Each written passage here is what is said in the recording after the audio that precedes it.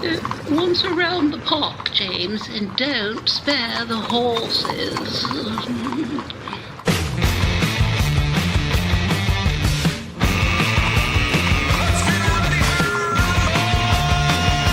It's showtime.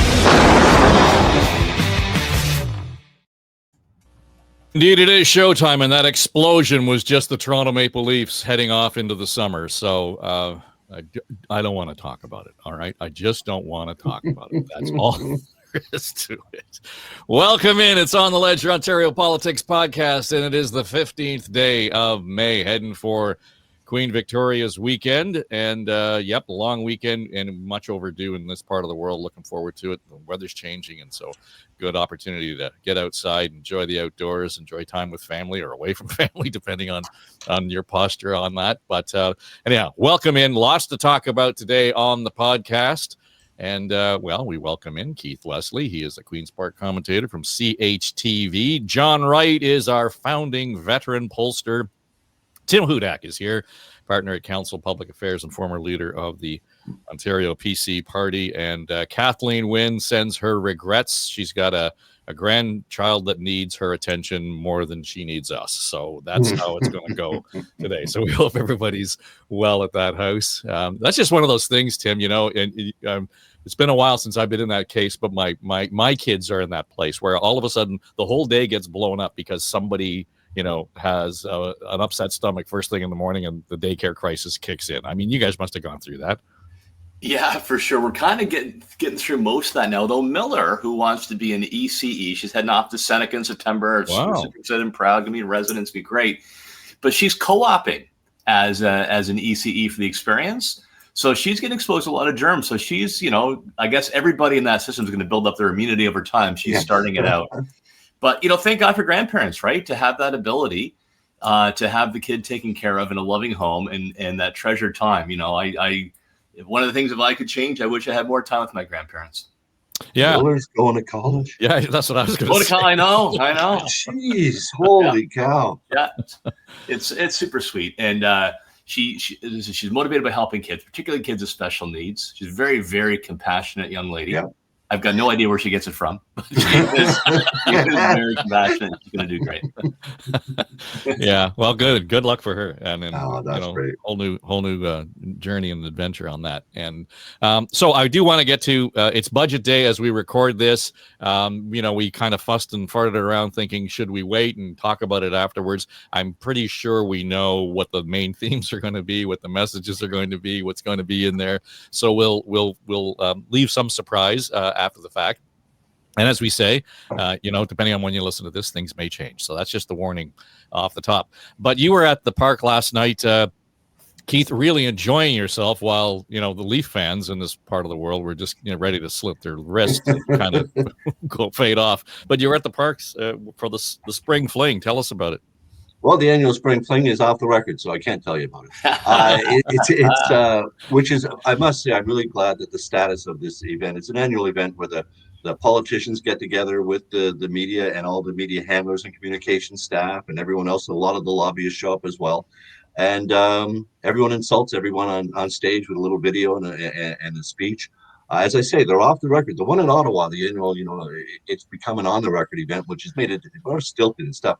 This one, aside from a lot of F-bombs, which I'm not breaking anything by breaking any rules by disclosing that, they were really entertaining. It's quite fun, and people get, it's a real enjoyable evening and a lot of fun. I wondered why they didn't have the Leafs game up on the big screens after the speeches were done. Now I know. I realized when we got to the subway station. But no, it's a terrific event. The politicians, really let their hair down for a little bit.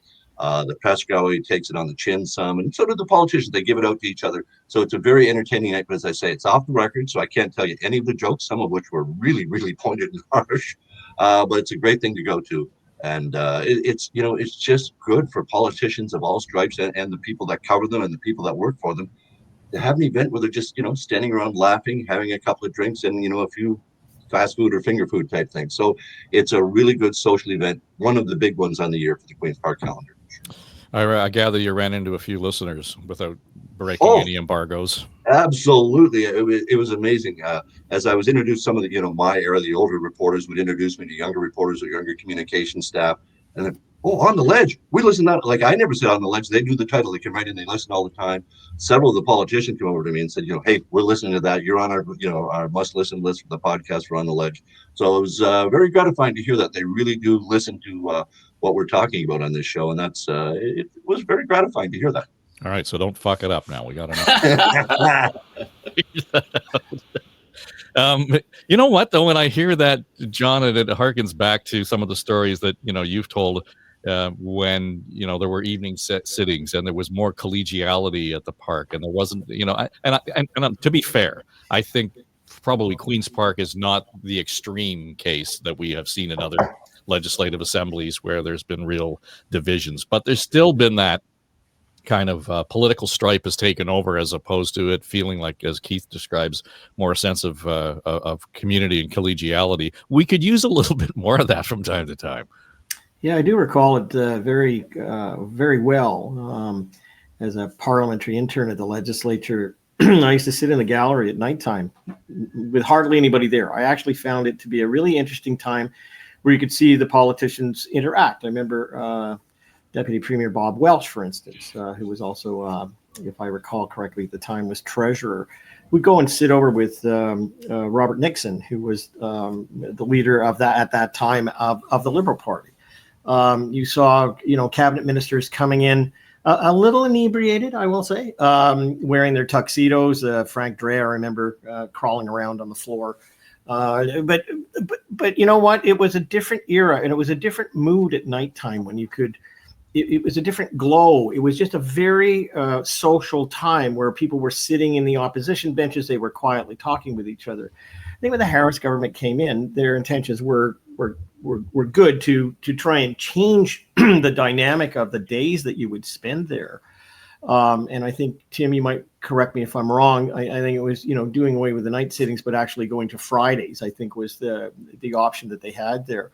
But I think, when that happened, it changed the dynamic of the legislature. The Harris era, of course, was a little more elbows up.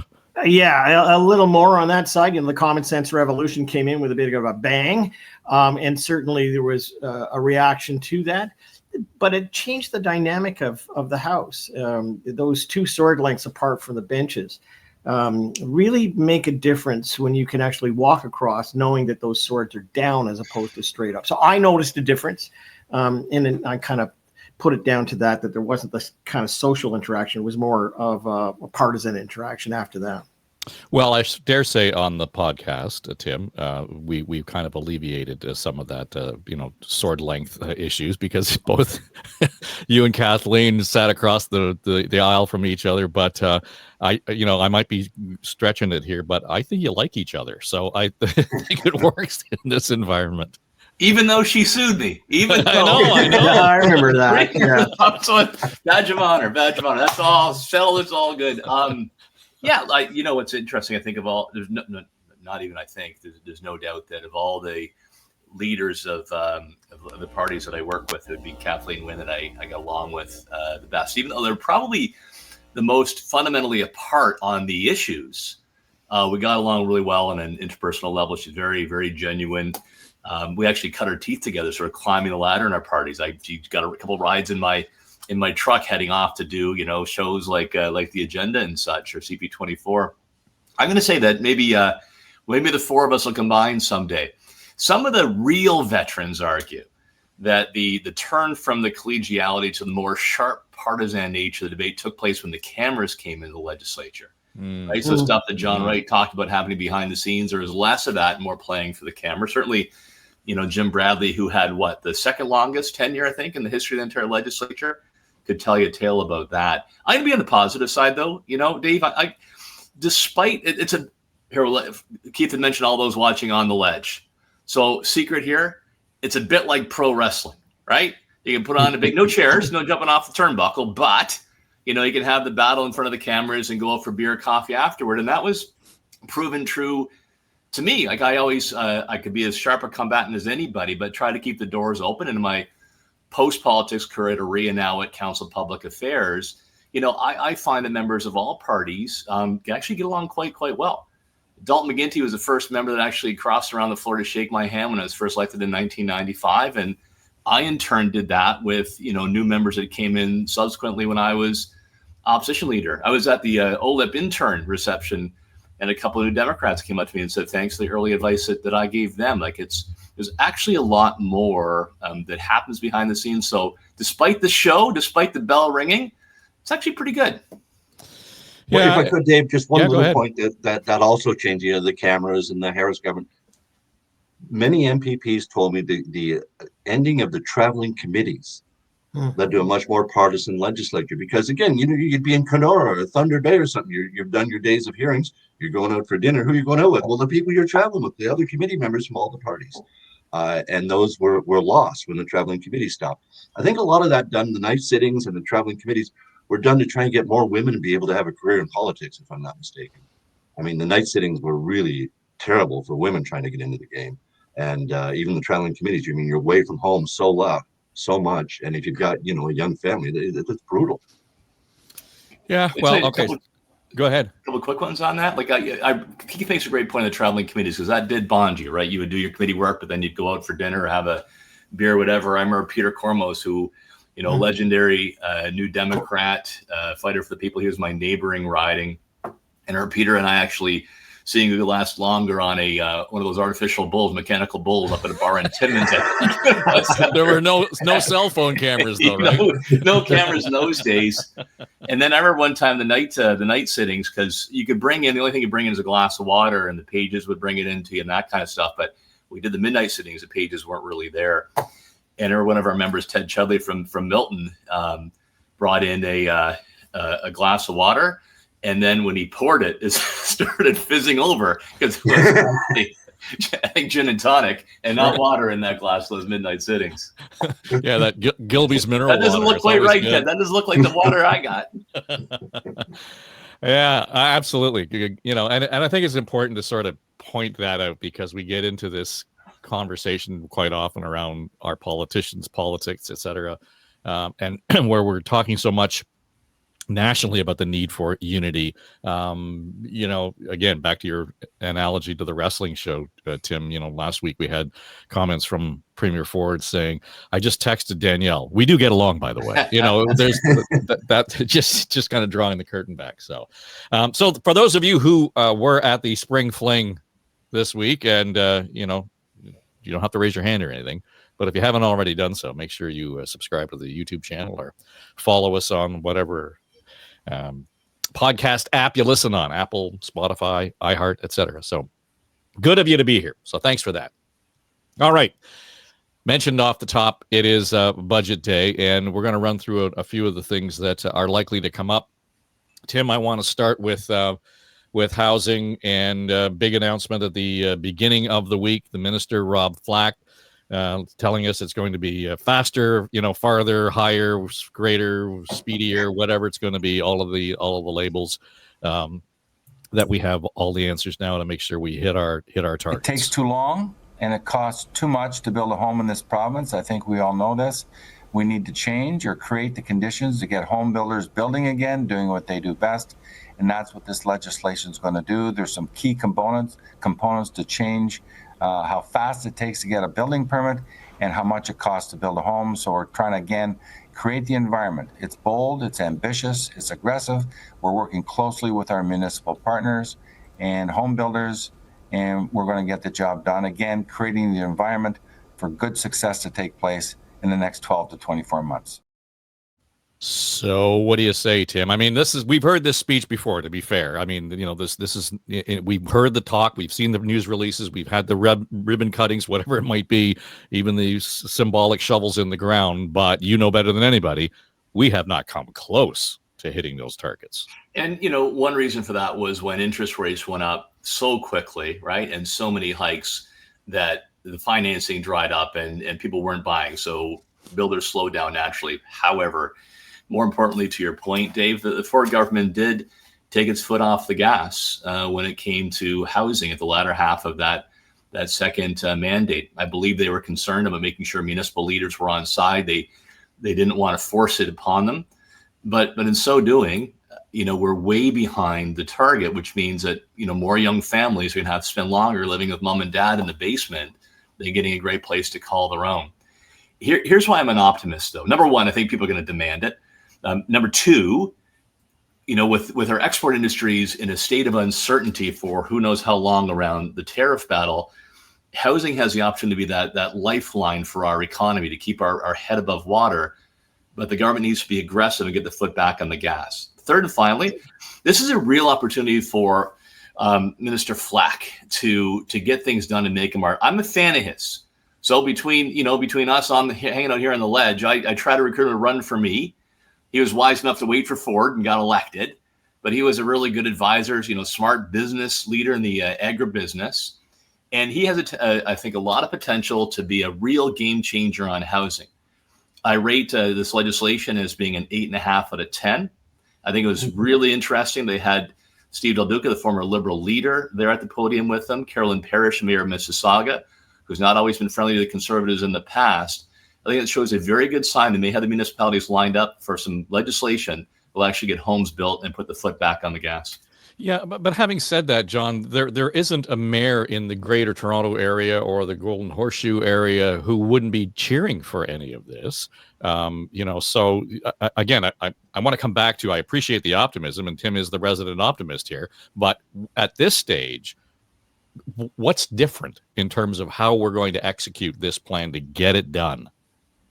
Well, I sense an up-tempo when you combine the province's outlook on this and the federal government. There is a sense behind the scenes, and clearly they're talking to each other, and that is the whole idea of let's just get shit done. There is a view, I think, that assessments and regulations have got in the way of a lot of what should be done. We're still talking about the Ring of Fire, many years after there was an idea to get things done there. And notwithstanding the fact that there are Indigenous and especially environmental groups under which Bill 5 will certainly affect endangered species and others, but there just seems to be an up-tempo to move forward and cut regulations. Now, of course, Donald Trump's doing that in the United States. And I'm not saying that they're mimicking it here, but you just get a sense that things are going to have to move forward on a variety of different fronts to minimize the approval process. I'm not saying whether that's good or bad at the moment. I don't think the public is completely tuned into it, but it certainly seems that is the Carney approach to things. Let's get shovels in the ground, let's get moving, and it may be echoed across the country in different provinces, but I think that's what's happening here. Yeah, Keith, we're going to get to the comments about shovels in the ground and big transformational infrastructure. The Premier met with Premier Canoe this week. I want to get to that presently. But, you have often talked about, I keep coming back to this housing strategy as if it was the high-speed rail story. It's that kind of thing that, holy cow, either we're doing it or we're not. So, and we'll give them some runway, but what do you see that's different? Well, that was the big question for me. It's different, I think, to have a minister come out and say it's unaffordable to build housing in Ontario. That's almost an admission of defeat right off the bat. Well, then if it's unaffordable to build housing, maybe we need to look at some government-built housing like the wartime housing post-World War II. What I don't understand, and Tim probably has a much better understanding of how this will change things, but moving the development fees or charges from the beginning of the process before they, put the shovels in the ground to occupancy. I'm not clear how that's going to, because it didn't talk about bringing the development fees down. It just talked about moving to a different part of the process. That I guess will speed things up at the start, but I'm not sure how it's going to bring down the cost of housing or the development charges. The other thing I was interested to see was that we now have two ministers that are able to issue ministerial zoning orders to speed up properties. That's the thing that got them into trouble with the Greenbelt.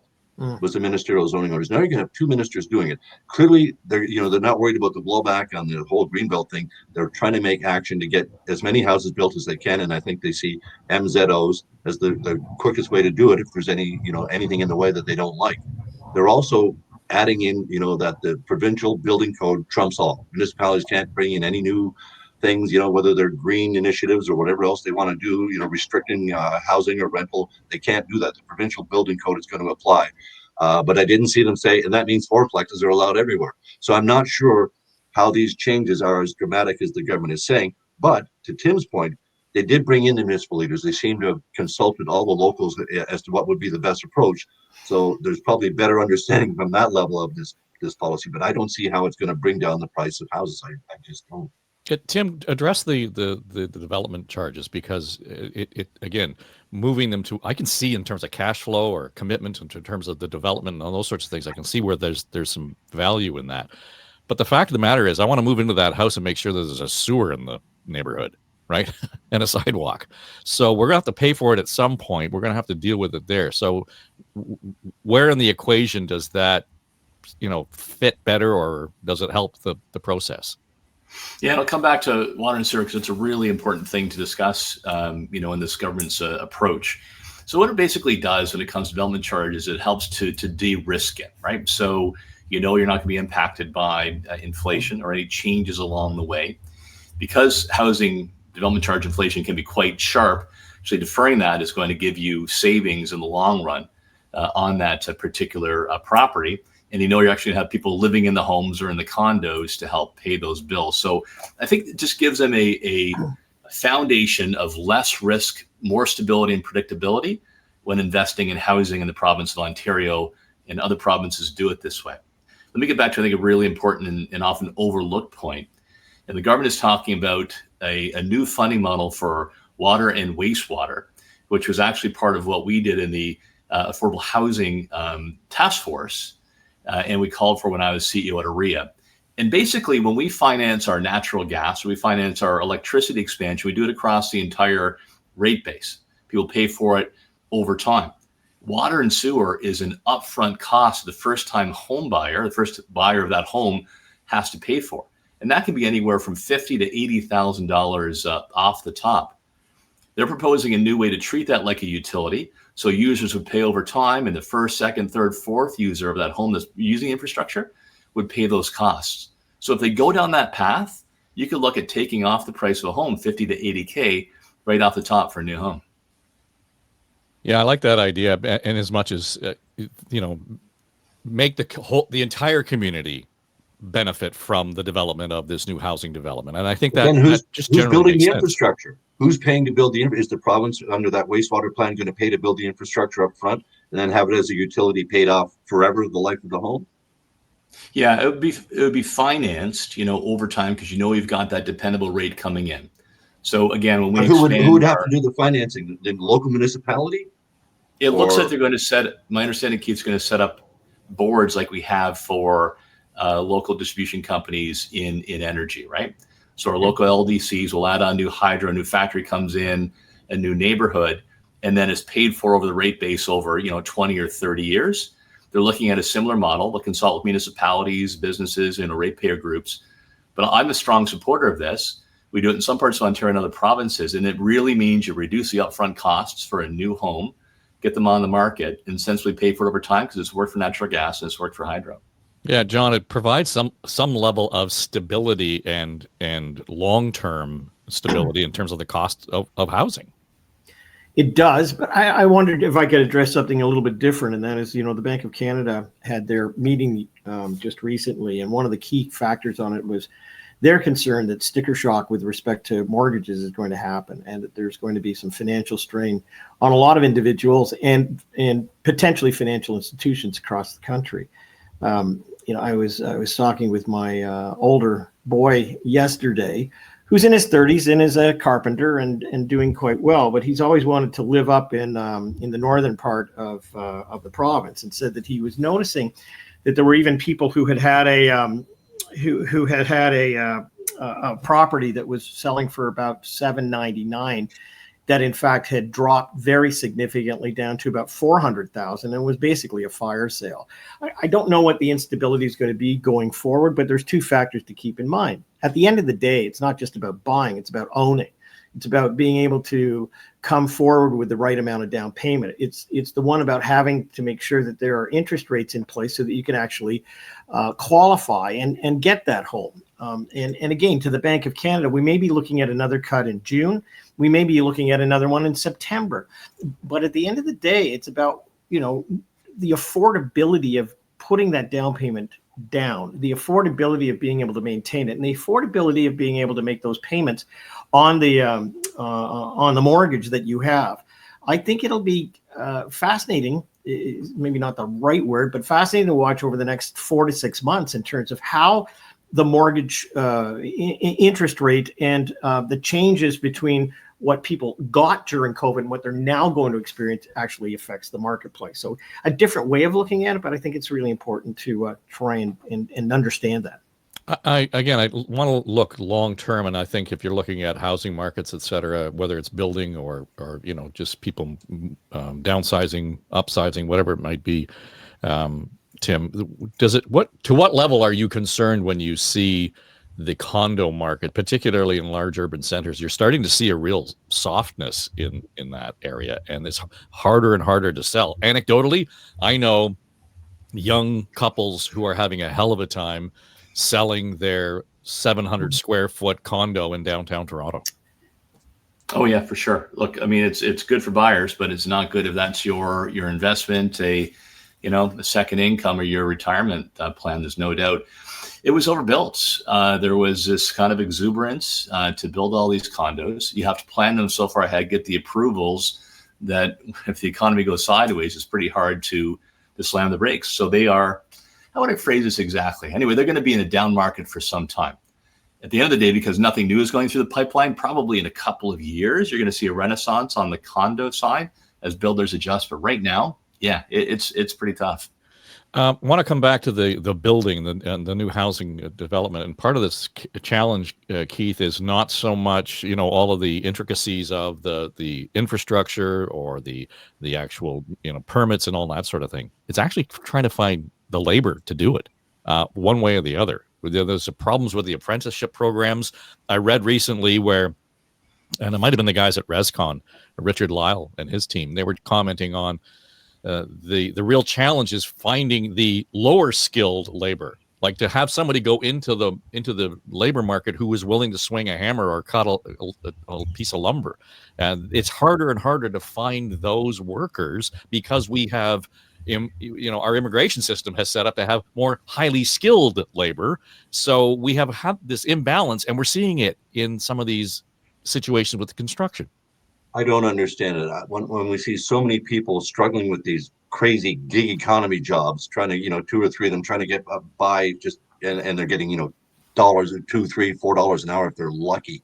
Why aren't they being used as you say, the lower skilled labor that on construction sites? There absolutely is a huge demand, and it's a problem right across the country apparently. So we do need more laborers, and the immigration system, that's a whole different thing. And apparently Mark Carney is going to keep to the numbers that Trudeau had. So there's still going to be an awful lot of them coming in. But are they all going to be the high skilled ones, or are going to be some? I don't know. I don't know enough about that immigration program other than to know it's been a major target from the Conservatives of the federal Liberals. To Tim's point about the condo market being overbuilt, I saw yesterday there were 29,000 condos built in the GTA last year that came online last year. I mean, I don't know who thought there was going to be that many, especially when so many of them are not even 700 square feet. Dave, they're 500 square foot shoeboxes in the sky. And anybody with more than 2 people, if you're more than a couple, you just can't live in these things. And most of them are too big for 2 people. They're like a single person's hotel room almost. Some of them, they're that small. There's no oven. You get a little microwave. I mean, it's just they've built them so small. They're just not what the market needs. The market needs small family homes. And that's the big issue right now. But as to the labor issue, that's something that the feds and the provinces have to coordinate. Quebec seems to be getting more homes built than Ontario. And I don't know if that's because they're better selecting their immigrants than Ontario is or not. Well, John, the whole issue around the condo point that Keith just made, part of that too is that these are condominiums that are in downtown Toronto, and there was a day when that would have been fine. My son and daughter-in-law lived in one, and it was walkable. They could walk to the restaurant, they could walk to work, they could do all of those things. Now, post-COVID, they work out of their home. Doesn't matter. I mean, so that has created, I think, accelerated the crunch in terms of how valuable that place is, because they don't want to be working on top of each other in those places either. Well, I think so, but it takes me back to what I was alluding to when I talked about my eldest son. I mean, we're at a very macro level when we're discussing this stuff. We're not talking about what's fueling the great anger and concern amongst young people to get a foot in the door, to own something. I mean, you're looking now at people who are going to be 35 or 40 years of age before they can even get into the housing market, or they're going to resign themselves to saying that I'm going to rent for the rest of my life, and that's the way it's going to go. At the same hand, you've got all these condos, which are basically shoebox vacant. And I don't, if you take a look at the last federal election campaign, a lot of those people were over with the Conservatives. They weren't with the federal government. I mean, I would nickname the Conservatives as being kind of the grievance party, but it's absolutely true. They were being fueled by young people who can't get a leg up and can't own a house, and are living in conditions which they desperately want to get out of and want to do something about. So I understand how we're addressing it at the macro level, but we're not addressing the human issue down at that level of not only having the abundance of being able to get a home, but we're talking about creating homes which are still going to be out of reach, and the ability to get a loan from the bank or from any other financial institution still out of reach. So there's a growing discontent among a really key group of people. And I don't see any relief at the moment. And maybe, the new housing minister federally can do something about it. Maybe the provincial governments can, but I don't see a path forward on that. The second thing is that as we break down the barriers of interprovincial trade, you can see that we're also breaking down barriers in terms of labor mobility. So to Keith's point, I mean, we may be getting, some people who want to do carpentry work in the province of Ontario, but decide, I'm going to go to Alberta. Alberta, remember the advertising campaign where they came into Ontario and they were saying, come out to Alberta, earn more, own your home, and all that sort of stuff. There's a different marketplace developing. It's not just bringing in the right immigrants with the right skill sets, but it's also in terms of, having that mobility to go wherever you choose, whether you're a carpenter, whether you're a nurse, whether you're someone else in a profession. And if the accreditation issues can be solved, then we're stuck with another issue, and that is jurisdictions competing for all the skilled labor that we have and that we need. So I see this macro thing that we're all talking about here. I see it through the lens of my 33-year-old son who's married and is renting. And I see it through his lens, and I don't know how any of this is going to help them, move forward in their lives to own anything. I don't think they would even come into Toronto and try and own something that was a shoebox, as you say. I mean, I've been to some of these condos that are incredibly small. I don't know. There's not even closets in some of them. So I'm open to hearing about what we can do for those young people. And when we say young people, they're not 19 and 20. They're in their 30s and later 30s who've always wanted to buy a house, and they just can't access it whatsoever. Imagine being in your 30s and realizing you need $100,000 a down payment to get one of those 500 square foot condos, or probably $200,000 if you actually want a house where you could raise one or two children in. Who in your 30s can imagine saving in a bank $200,000 or $150,000? That's just out of reach for most working people. I don't care what kind of really good big city income you're making. Saving that kind of money is near impossible for most people, unless it's generational family wealth being helped out, which helps some people, not the majority. So I don't know how governments can get around helping young people with down payments. I don't know what can be done, but when they're that high, lowering the price of a house, even with the development charge, Tim says, it could bring it down maybe $60,000 to $80,000. The down payments are still going to be at least $100,000. And I don't know how young people can even conceive. That's why most of them just determined to be renters until they maybe later in life will move to a smaller community where they can afford a home or something like that. But buying in the city, I think, in most of the major GTA communities is out of touch for an awful lot of people. So supply of housing is one issue, and I know you've been banging that drum for a long time, Tim, in terms of, that's a key component in terms of making housing more affordable. But that's a longer play. And the stuff that, John has mentioned, that Keith has mentioned, I'm seeing it play out. There's friends of ours who, again, young couple, their kids living in a condo in North York. It's about 1,100 square feet, so it's not really a small one. But they're renting it. They're trying to find a place in Toronto, can't. So they've just picked up and moved to Ottawa. They found, they're looking for an affordable house in Ottawa. So how do we cut through that affordability veil? Because that's the real obstacle now, isn't it? We detected that when I was at AREA too. We actually followed where people were searching for homes. And you saw the people you mentioned, Dave, looking at New Brunswick, Nova Scotia. The big winner was Alberta. By the way, to your point earlier and Keith's point, well, Quebec is outpacing Ontario. Alberta is actually building a lot of homes right now. So, why can they do it and we can't? But let me end my comments here on a more positive note, because I actually do believe this is going to turn on politically. As John characterized, there is this massive generation of people who are going to put pressure, continued pressure on elected leaders to get something done, and their moms and dads who love them dearly, but want them out of the house and seeing them move forward on their own. So I think that is irresistible pressure. Currently, Trump and tariffs have our focus, but this is going to rise up again. Reason for optimism number two, we talked about Minister Flack's legislation. Mark Carney did have some pro-housing and pro-ownership initiatives in his electoral plan. So let's see if he moves forward with it. A couple of examples, on where he could do better. He's talked about GST relief on new homes, but only for first-time buyers. That should be broadened to any buyer. Why do I say that? Because there could be a young couple that own a home. They want to move up now that the kids have come along. And if they had that tax break, the starter home would become available to somebody else. So a more powerful instrument would make that GST relief welcome, broad. He's also talked about reducing development charges in municipalities by up to 50% and compensating those municipalities with federal dollars so they can still build the bridge of the road. However, Dave, he's limiting that to multi-unit homes only, apartments, fourplexes, et cetera. Again, welcome, but you should do that for all homes. I do believe it's time for the Marshall Plan equivalent around housing to satisfy the political demand to help our economy.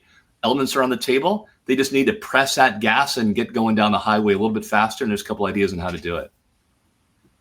Okay, so all of this around affordability, and as I mentioned off the top, we're talking on Thursday morning. The budget's going to land in about 6 hours, whatever it might be. And not to tell tales out of school, but you probably got all the documents in front of you, Keith, but you're just being a good boy and you're not breaking the embargo. So thanks for that. Remember, the finance minister watches the show, so Yes, I'll be looking for that. I haven't even opened the files. Haven't opened anything. That's it. So we're going blind here. The premier, making it pretty clear, and I don't think this is unusual. The 10 days before the budget gets dropped, we see all these terrific announcements. And the premier was out in Durham this week and making, several announcements, but not the least of which he started with these comments. Since day one, our government has been focused on putting more money back into the pockets of the families right here in Durham region and across the hard-working taxpayers of Ontario. It's simple. We believe that taxpayer money belongs to the taxpayers, not to the government, and so every chance we get, we're giving taxpayers back more of what's theirs. Back more of what's theirs. And so, and he ran down a whole long list of all of the initiatives that the Ford government has taken lately to make sure that you have more money in your pocket, and then took the opportunity to talk about the gas tax and 407 tolls. But now, in the face of President Trump's tariffs, which are rising the cost of everyday essentials, we need to do even more. So today, I'm announcing that as part of our upcoming budget, our government will be making our temporary cuts to gas and fuel tax rates permanent. Saving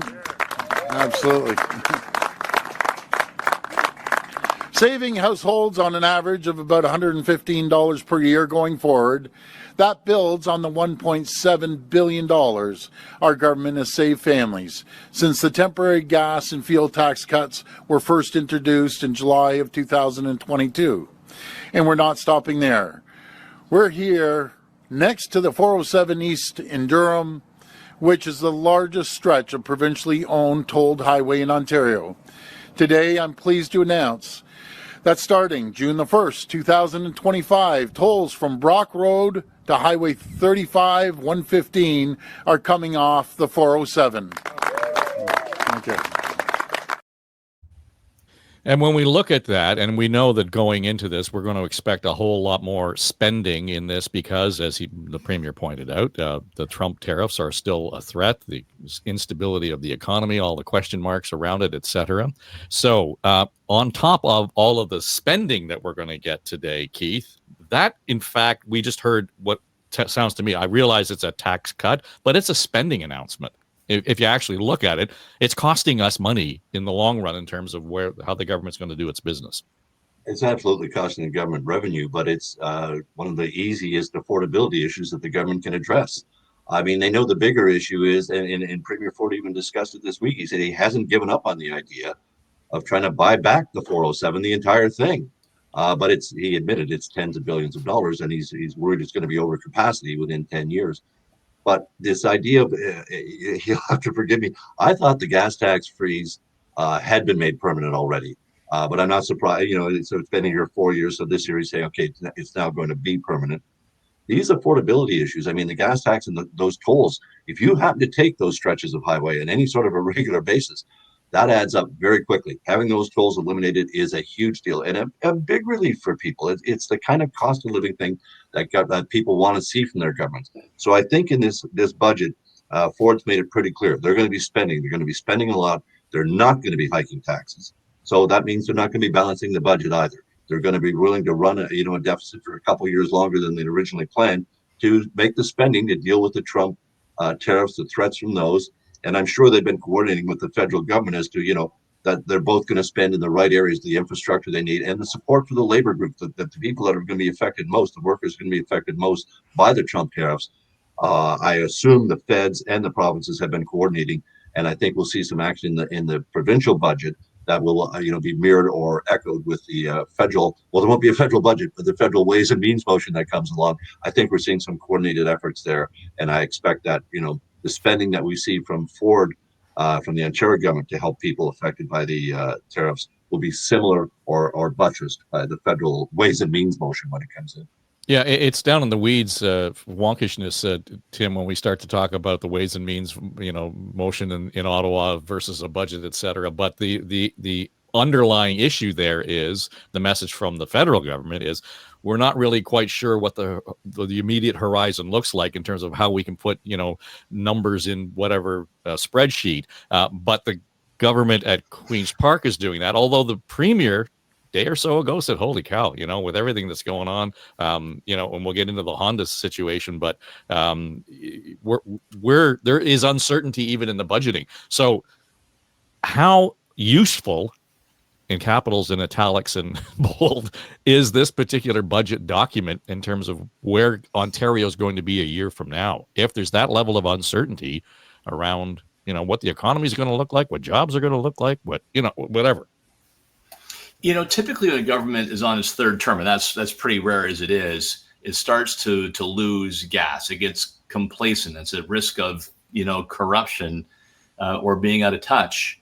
And I don't see that at this point with the Ford government, and this discipline of the threat of Trump tariffs and the potential of losing 500,000 high-quality manufacturing jobs has really given them religion. I'm really torn on this, right? Like, I want us to get through this. I remain confident that we will hit, flat track on this roller coaster with Trump. There'll be tariffs, but I think Canada can get a better deal and improve, our competitive advantage versus other countries. But here's the flip side. I hope we get off this ride, but the flip side is that is actually putting pressure on governments, provincial and national, to address those long-standing issues that nobody's had the courage to confront. So I do hope there's still that pressure. And to your question, Dave, I think this is going to be less about spending or tax relief, although elements. It's going to be more so about the big issues and getting them solved. Interprovincial trade barriers. There's been more progress on that. Hope they carry through than there's been in my 3 decades, right? Being part of or following public life, investing in transportation infrastructure, tapping into the critical minerals in Northern Ontario, speeding up the approval process, doubling down on nuclear, making us an energy superpower that can export. These are all very exciting things that nobody has really pushed hard enough for so long at a national level. I'll keep this sort of stuff embargoed as well, like Keith, but I was in the Premier's office this past week. We talked transportation. He told me a few things coming down the pike that I'm very excited about. And he spoke highly of Mark Carney and the relationship they've had as a sort of a businessman and being serious, being humble, he described him as.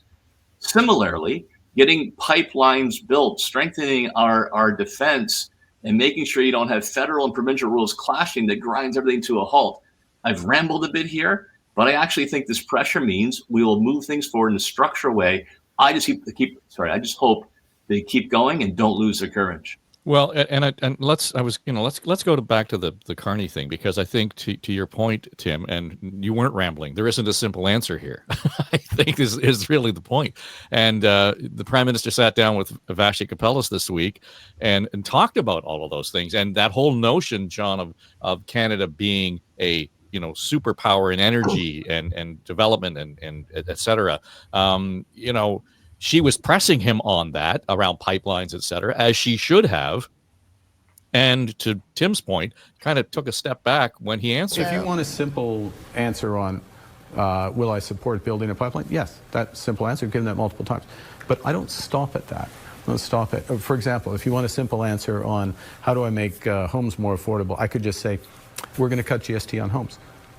But that doesn't solve the problem. Just doing one pipe, it's good. Don't get me wrong, it's good. That's a positive thing, and working collaboratively in order to happen.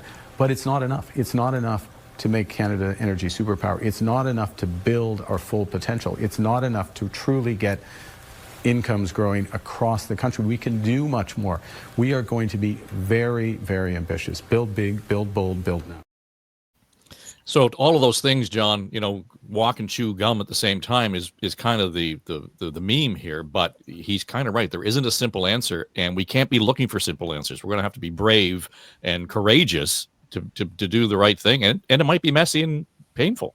Well, and he'll have to start in his own cabinet when his new cultural identity minister steps out of, into his first role and says, "Oh, there's no pipeline going through my province." It's like, it does require a lot of stakeholder consultation, and you can't just kind of say, well, we're going to wave the magic wand and everything's going to get done very, very quickly. I think, let me comment first on the federal scene and then go to the provincial scene. I still think, as I said last week and the week before, we're still getting to know this Prime Minister and how he's going to go about governing the country. I'm not sure I've got a signal yet on the cabinet. I'm looking at the priorities. He had that first press conference where he laid out what he was intending to do in a very crisp way, said that we're going to get shovels in the ground, we're going to get tax reductions done, we're going to get moving forward. Well, it's a big ship. It takes a little while for it to move into position and start to go forward. We're not going to, as far as we know now, get a federal budget. Some people will argue that gives a sense of spending plans. Others will say, well, we don't really need it. We just need an update. But the reality is that we're still getting to know what the nature and scope of this government is. Number two, he made a lot of points during that interview about consultation. I mean, he's very careful in what he does say. For a guy that's never been in politics, he certainly has the language down. But what he's talking about here is making sure that he has a cooperation with everybody, which includes Premier Ford, and making sure that there are signals being sent to the provincial governments in terms of how we're going to move forward on these files.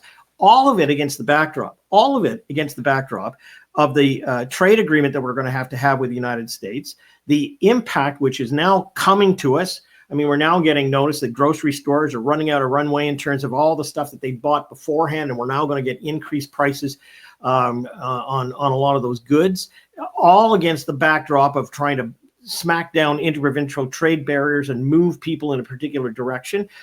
The reality is it's going to take time. And a budget that the provincial government has here is only going to solve part of this issue. It really is going to be a federal jurisdictional issue to make sure that those pieces are put in place so that it provides momentum, not just for each of the provinces, but for the country. And I don't see yet that blueprint of where we're going. We're just gleaning it off of the odd interview that the Prime Minister is giving, trying to read the tea leaves in terms of some of the key ministers that we saw appointed to the cabinet. But then even seeing the differences amongst the cabinet members who he's going to have to deal with, who have different views in terms of where his own government seems to be going. So I think the pieces are still in motion. I don't think we've got an answer yet as to what the plan is.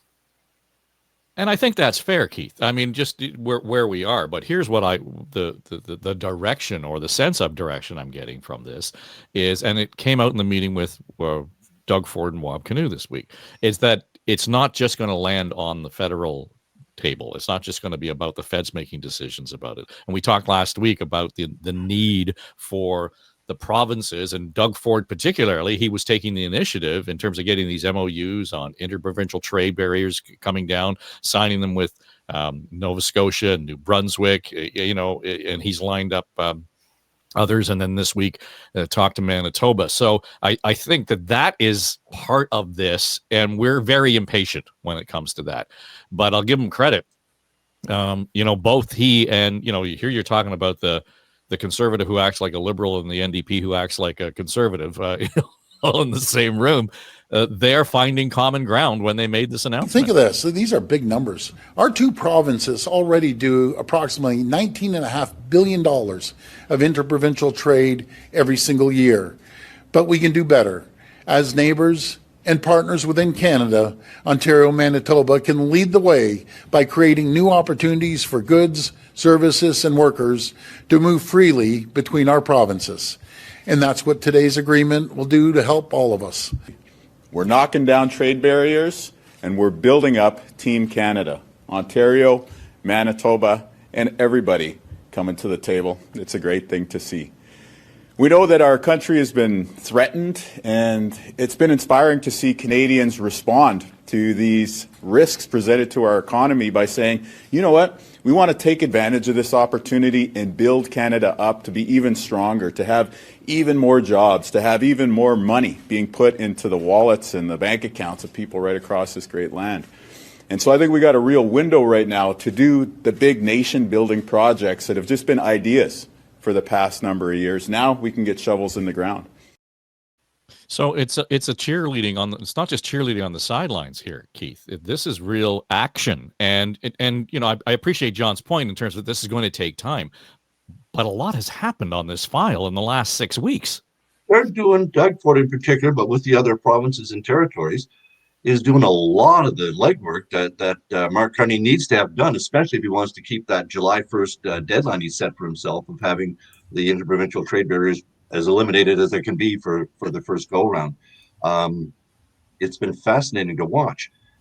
Doug Ford, of course, he wanted to make Ontario the leader in this, but it's exactly the kind of thing. That speech there by Premier Canoe, that's exactly the kind of thing I think Canadians just, sit back and smile at when they see their politicians talking about coming together. As you say, the Democratic government, like liberal, the conservative, the political stripes don't matter. They come at this from what does Canada need. And, the smile, the strength behind it all, it's like, this is what we need to do. We need to do it now. We need to do it together. That's exactly what Canadians are looking to see. I find it interesting when Prime Minister Carney talks about, okay, I will build the pipelines. But at the same time, I'm also going to keep putting funding into carbon capture because I think this is actually going to work. We need to do both. We need to use more of our resources, but also keep pushing on our environmental protections to deal with climate change. So I think that's going to be a real battle for the government going forward. But watching the provinces get together and the territories and laying, as I say, a lot of the hard groundwork for Mark Carney is going to make it easier for him to just basically have to deal with the federal regulations that cause problems in the interprovincial trade and get them out of the way while the provinces and territories are coming up with these MOUs on themselves. It's a great ground game at this point, and it seems to be tackling all the hard issues that, as Tim pointed out, for his 3 decades around the politics, people have talked about these things. And to your point, Dave, very much like high-speed rail, we're going to study it again. It never, ever comes together. But this time, the impetus is actually here. And of course, the good thing is, while we're doing all this, we see Donald Trump actually making deals with China, with the UK, with other countries. And he's talking with the EU now. Canada's going to get a deal that's going to bring the tariffs down to a manageable rate, I hope, at this point. So it's all coming together as it should.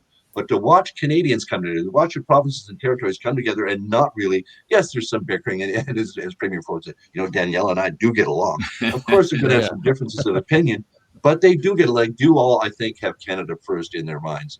And I think that's exactly what Canadians are looking for their politicians right now at all levels. So to see all levels of government cooperating like that, it brings out pride. It absolutely does. So how much three-dimensional chess is going on here, Tim, vis-a-vis the trade conversation south of the border with Canada? And I say that because I would think that the strongest negotiating leverage that the federal government would have is to have 13 first ministers standing behind him saying, we're all in the same boat here. We're all pulling the same oars. We're all pulling the same direction. And even if that means, all the other provinces and territories having to stand up for Alberta, as Premier Smith said a couple of days ago, make sure that they come first, that we can salve some of that issue internally, that really makes it stronger in terms of how we're going to present internationally. So I think no 3D chess. I don't think it's chess. I think it's more like Pop-O-Matic trouble, right? You sort of see what you get. You move your piece, or you go back home, or whatever. So I want to add one more piece on the Interprovincial, and it is great to see Ford now inking these deals and cause momentum for others. I do think that the Prime Minister has a role here to play to reward good behavior, and then sort of sticks to go along with the carrots if they don't. Like, by way of example, when I spoke with people in the agriculture sector, there's something wrong with Ontario potatoes. They seem fine to me and my family, but Prince Edward Island will not let a single spud come into their province, right? Mm-hmm. And then Newfoundland has this crazy rule where any beer brought into the province has to be either bottled or packaged in Newfoundland. And, this is the time now to build on momentum, reward good behavior, infrastructure funds, for example, but call out the ridiculous. Okay, on Trump and Tariff, I phrase this sort of the arrogance of small differences. I think sometimes as Canadians, we think we're a bigger deal and want to accentuate differences with Americans to make us feel better about ourselves. And like as much as it dominates our news and is very relevant to talk about today, we're not on the radar screen in the same way in the States. And bigger things like China, President Trump's trip to the Middle East, Ukraine, Russia, deal with the UK. So I think it's very much reactive. I think it's very much relationship based, and an ability for the president of the day to say he got a win for his country. I remain the optimist that have been since day one. I think we can get inside the tariff wall. Maybe there'll be a base rate of tariffs, but we'll get a better deal than everybody else. But your question, Dave, no, I don't think it's chess at all. I think it's gut. I think it's reaction and what's in front of the president on any given day. Before we go, I want to get to two other things, and John, just the one of the sort of the disturbance in the force this week was the announcement from Honda about pausing all of their EV manufacturing plants, and they're not saying no, and they struck the right tone and said it's not going to affect anything that's going on in Alliston, etc. But boy, that's a flaming arrow that we can't ignore. Well, there's two things about that. And I'm glad you brought it up because, again, we're really talking at a very macro level with all of this. And what's going to hit home in the next short period of time is going to be disruptions with the automotive manufacturers, but also with just manufacturers as well. We have a 7.8% unemployment rate in this province. And if it weren't for the election and the hiring of all of those people that helped run the election, we would be in an even worse situation. So I don't want to be a negative Nelly and all of this sort of stuff, but there's a reality that's going to have to be that will be reflected in this budget that I'll be very, welcome to come back and take a look at next week when we see what the plan's going to be. But, it would be like anybody else if the federal government on both sides in Canada and the United States had said, look, by a certain period of time, you're going to have 35% of the vehicles made in each of the countries or sold in these countries are going to have to be EV based. Well, there you go. You've got all kinds of battery plants that have come to Canada. They've pivoted to position themselves properly so they can sell into the United States, and they've got a market that they can deal with. Here comes a new president who says, nope, not going to do that. Goodbye. So it's almost like overnight. It's not just the tariffs. It's the entire approach to what the market looks like and how it's being affected. So this is not going to go away. This is not kind of a hold and wait situation. There's a major restructuring going on in the economy south of us. There's a major restructuring of the economy here in this country, undergoing immense regulatory change and trying to catch up to make sure that we're not affected entirely by the United States. But there's this short-term issue. We can talk all we want about the bringing down of interprovincial trade balances, and my goodness, when is the LCBO going to actually put all the liquor back on the shelf so that Canadians who now can make the choices and are making the choices with their own buying power can start making the choices there? this is going to be the critical thing. The government of the day in the province of Ontario, the new polling shows that they're sitting at 46%, the Liberals at 36%. I think the NDP down about 14%. That's a bounce change that's been picked up from the federal election campaign.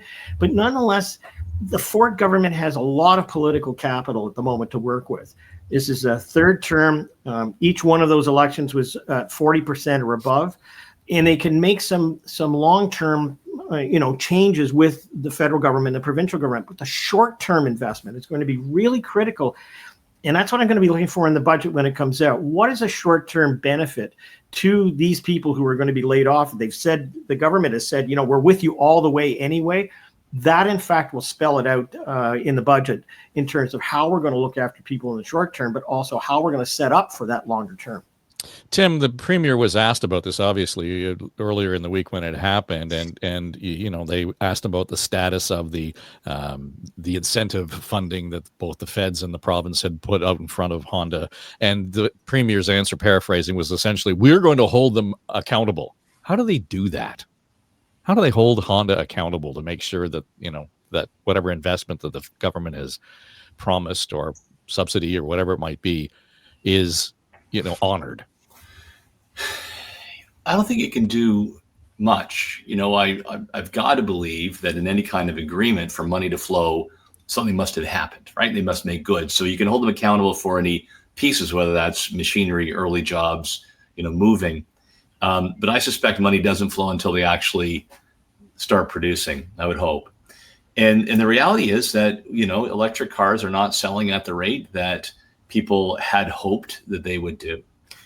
Trump has reversed the Biden EV mandate, and moving through Congress today is an actual move that has momentum. It's passed in the House. We'll see what happens in the Senate to revoke the unique ability of California to have their own EV mandate. Right? It's the biggest purchase of automobiles. That's significant. I think there are 11 or 12 other states that have the California standard. So that looks like it's going to disappear too, by the way, with some Democrat support. So I think that the sector is obviously slowing down. I think the sector may have had a bit of overzealousness in policy. You need to find ways, Dave. I think the approach is, how will you actually stimulate more purchases and demand? Do more on the tax credits? Do they improve the quality? More charging stations, longer lasting batteries? But this is going to be installed for a while, and I think you have to be realistic about it. Mm-hmm. Yeah, I think the infrastructure issue is primary. I mean, Keith, who's surprised to say, well, people aren't flocking to buy electric vehicles when you have no place to plug them in along the 401? So I think that's an obvious thing that's missing from this conversation. Absolutely. Try it in Nova Scotia. Try it in New Brunswick. Yeah. I mean, people actively want cars, and I've seen people who do, and I know people who do own electric cars, and everyone will go, okay, can you get to the airport? Well, no, I usually stop in Truro and charge on the way. Well, people don't want to take, even if it's a quick charge. People don't want to do that. The range isn't there. And there's only like 3 charging stations in the next 150, 200 kilometers between our place and the airport. That's insane. And at those charging stations, they're like maybe 2 vehicles can be charged. There's no, big lot of 8 or 10 charging stations. The infrastructure is nowhere near being there, and mandating that people, the way the opposition was putting it, that our gas-powered vehicles would be outlawed by 2035. Well, that's not exactly what people want to hear. I currently am driving a 12-year-old car, and I plan on driving it for another many years. I would like an EV, but there's just no infrastructure there to support it. I think the hybrids have a market. I think the governments, though, the provincial and even the federal governments, in ponying up for the battery plants that they want Honda to build and Volkswagen as well. I believe they're structured that no money flows till these buildings are built and jobs are started. I mean, it's a guarantee from the province. But if the projects are delayed, I think the money is delayed as well. I don't think the taxpayers are actually on the hook for the billions of dollars that were committed to these EV battery plants. And to Tim's point, the market has changed. I don't know if we're actually going to need those plants. But at least, Honda has said they're going to, it's not going to affect the current, I think it's 4,200 jobs at Alliston. That's good. But will those battery plants actually end up being built? Volkswagen seems to be going ahead with the big plan there. But I don't know if Honda's going to go that way, or are they going to decide that it's just going to be easy to build that battery plant in the United States? Can I add one go ahead, Tim. Just I want to reinforce Keith's good point. Hybrid should count. I had a hybrid before it got stolen. But then our next one, we actually got a hybrid again. We don't plug it in. but it does both gas and electric. And I think that's practical, and we found it attractive. My main point was going to be, look, we're going to have to back away from our own EV mandates. There is a federal mandate on EVs. I think Prime Minister Carney should revisit that in light of the developments, because what it means if we have that mandate and the Americans don't, is going to make Canada even less attractive for any kind of new investment or existing investment in auto production. Well, it also complicates the issue in terms of just manufacturing, period. If we talk about a North American, market, it doesn't make a whole lot of sense. And yeah, I'm on team hybrid as well. There you go. But you know what, though? At the end of the day, the hybrid has actually reduced my gas cost consumption by like a third or more. It's crazy. So anyway, that's where we go. Before we go, we would be remiss if we did not bring up the poor situation that Nate Erskine-Smith finds himself in this week. He feels disrespected. It's impossible not to feel disrespect after being dropped from cabinet. Now, he doubled down on an interview with CBC this week, because at the end of the interview, he said all of the things he said to the media, but he said, well, now, I'll just have time to do a whole lot more things. I'll have my podcast and maybe I'll answer a couple of phone calls. But he completely, speaking of disrespected his own constituents in Beaches, what is it, East York, I guess, completely diminishing the role or the relationship that he has with his constituency. I thought, holy crap. I don't know. I'll leave it to you. I know you were in his corner as the housing guy, so I'll tell you what sort of happened, a little bit of what happened behind the scenes. But first, look, when I succeeded John Tory as leader of the Ontario PC Party, and I was considering, well, I didn't form a cabinet, you do make important decisions about, who are the leads on the opposition benches, the key roles that they play, who, would qualify as a candidate or who may be disqualified. And I actually looked at how people, treated John Tory when he was leader. Now, John and I are different shades of blue on the conservative spectrum, but as a leader, that mattered. And if you run out there and you look like you're selfish, you're not a team player, you undermine the cause, you ain't getting a front row seat on my team.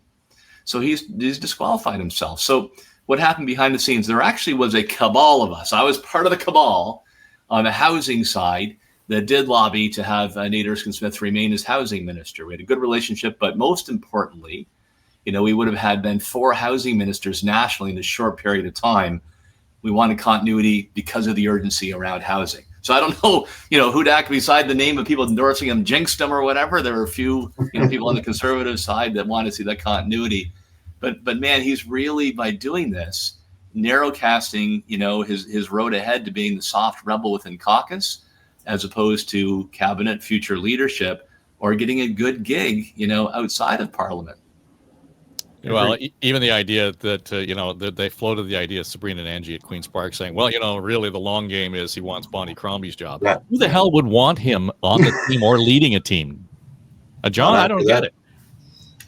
No, I think to Tim's point, I mean, if you're going to be in politics, you got to play the long game. And you don't come out and criticize your party when something like that happens, especially nowadays with social media. It was so blatant, glaring, and in your face. Sometimes there are sops that are given to people, an appointment somewhere, who knows? It could be an overseas post or something like that. But I think he's really limited his effectiveness in this government. Let me just end on my point here again.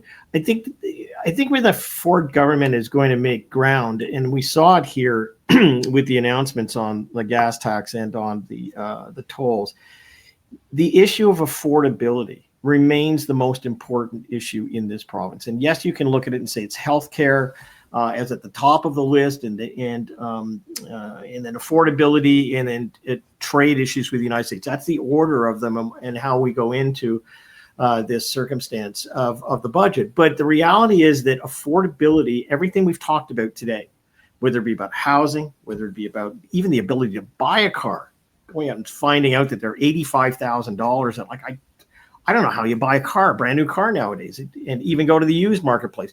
This is a critical dimension that the Ford government understands. So while they may be critics about handing back, money on license plates and a series of other things, it matters to people right now, and it's going to matter more in the next 6 months. So the budget today is going to lay out some of those key proponents of what it's going to be to support those people who are really in need.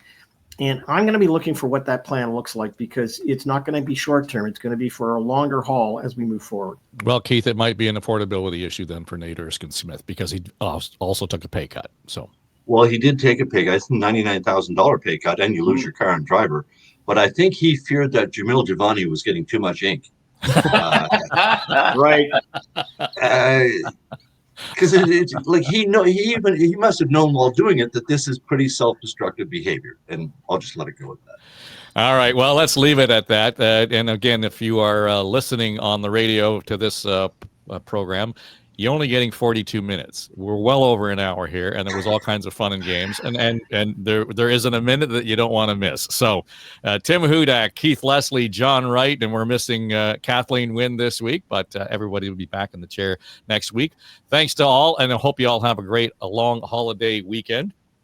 And again, making the point, make sure you follow us on Spotify and Apple and iHeart, or subscribe to the YouTube channel.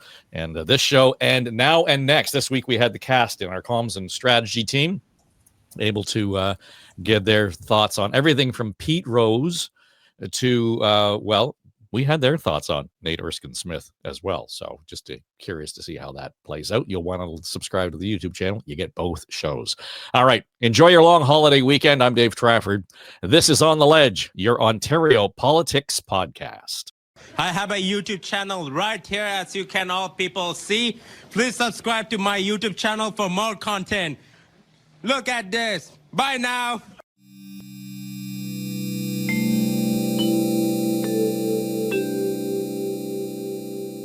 This is SSN. Story Studio Network.